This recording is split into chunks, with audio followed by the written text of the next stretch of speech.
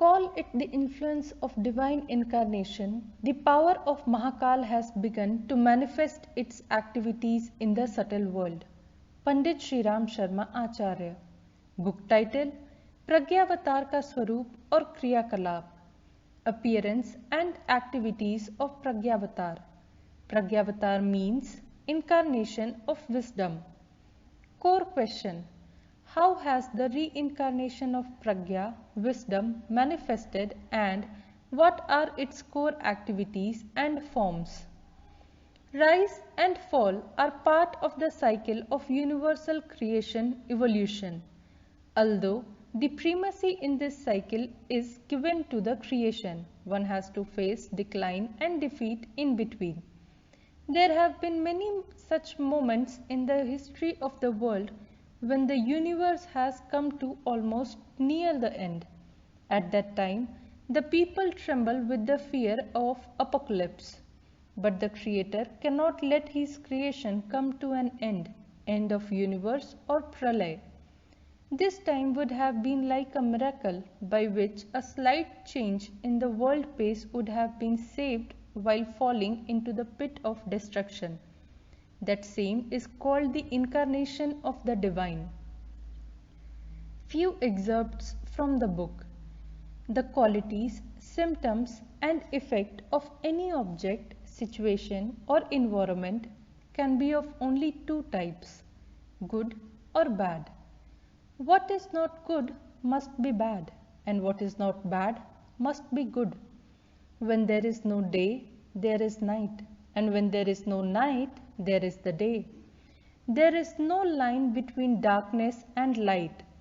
The reaction of unbelief, not having faith, the state away from the path of thoughtfulness, meditation, and the wickedness of conduct assume a frightening form and create a life order and atmosphere like that of ghosts and demons in the crematorium.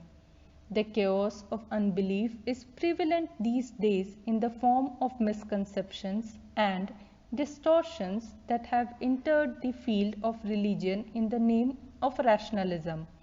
The result of this is also in front.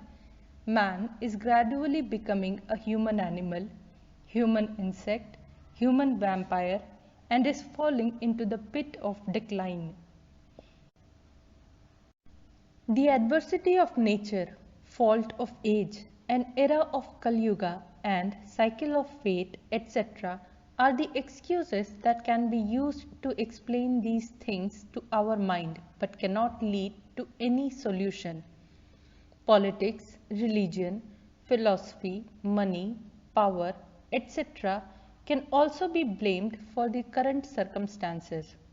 Still, it cannot be said that the people, humans, are entirely innocent and are not at fault.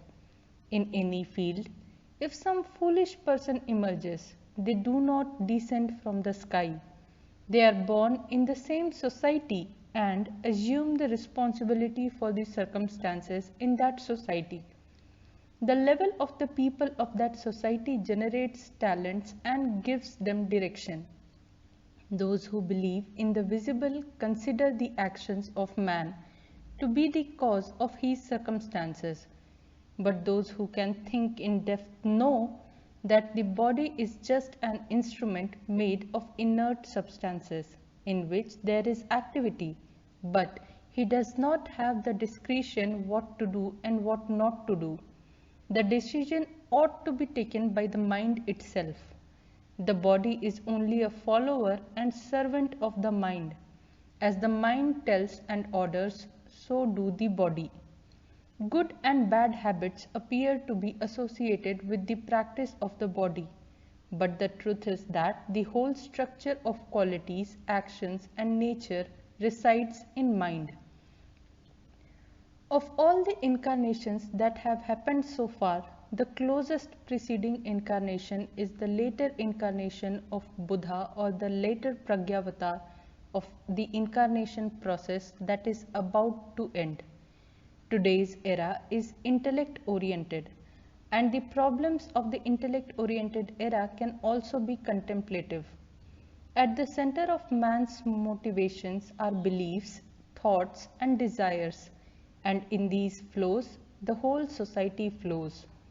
At such a time, the form of the incarnation can also be similar. Only the revolution of ideas can successfully reverse the distortions that have entered the public mind and eradicate undesirable, immoral, and stupid beliefs. The flow that drags the consciousness towards excellence and affects the social sphere equally can be the embodiment of its time, and it is happening. The methodology and activities of incarnation in this era will also involve adaptation to the changed circumstances of current times than the ideals of Buddhahood. This can be seen directly in the possible functioning of the Pragyavatar. High-level feelings and sensations do not arise in the same situation when the conscience is unconscious. The seeds of religion do not grow in an unconscious conscience. No one knows the way to solve this difficulty. As a result, all the efforts made in this direction are unsuccessful. Then divine efforts take over the reins in their hands. The inspiration of Pragyavatar will solve this difficulty.